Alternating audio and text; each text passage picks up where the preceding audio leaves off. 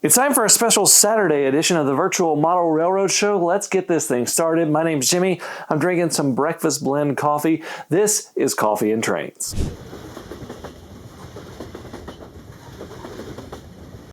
This video is brought to you by Model Railroad Academy.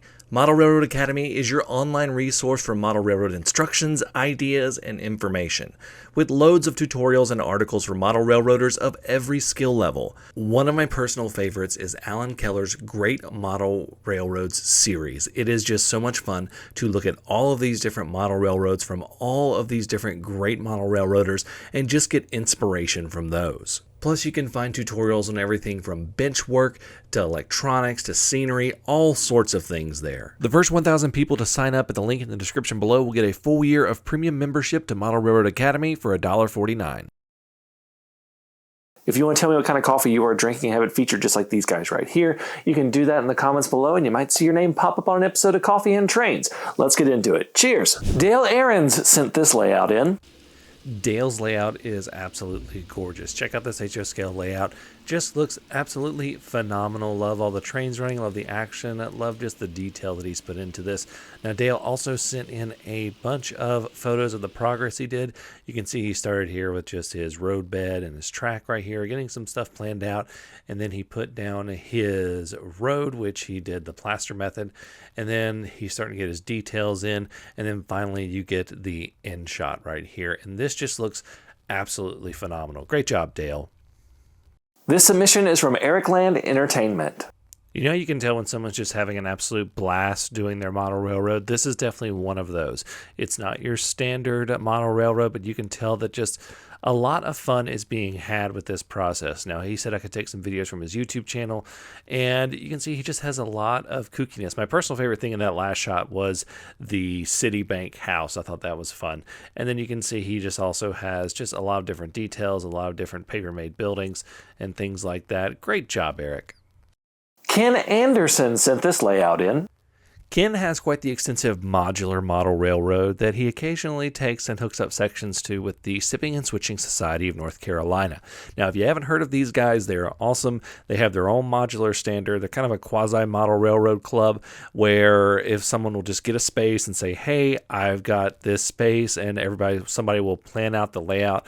Everybody will bring modules and hook them up, and they'll have a big time. Now, this takes a really big space. I saw them set up in Salisbury once, and it takes a lot of space, but it's super cool to see. So back to Ken's stuff here. He's modeling Northwest North Carolina, specifically around Boone, Linville, out to the Tennessee state line. If you ever heard of Deep Gap, that kind of stuff.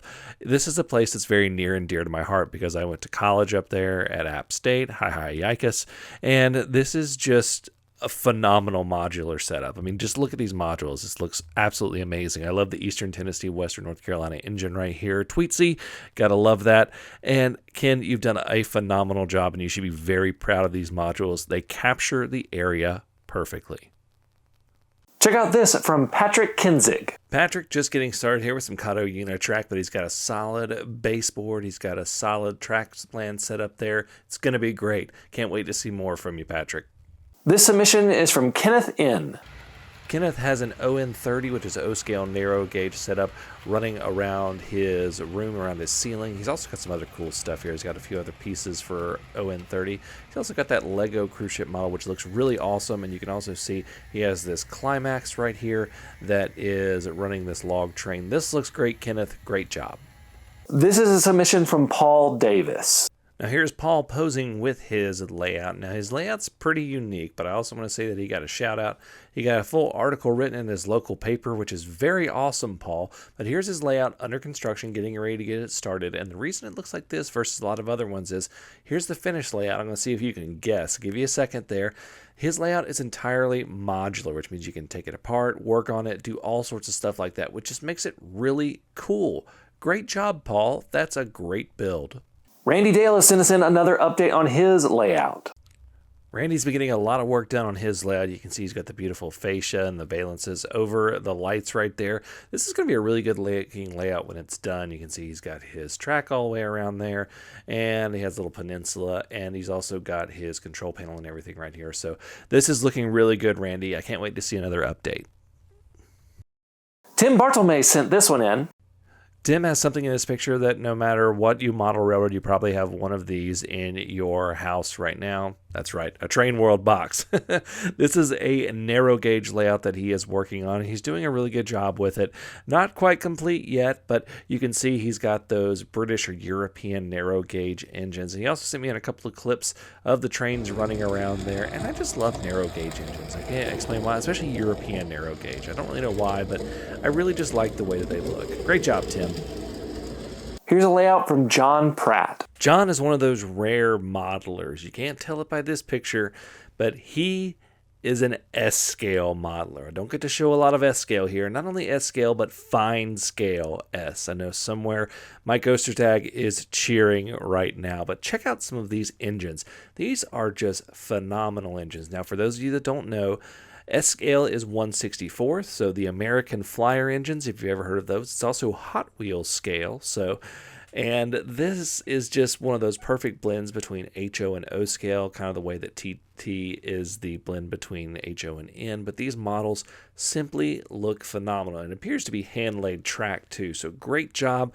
I also love just the detail on this caboose as well, so thank you for sending this in. This is a layout from Tim Davis.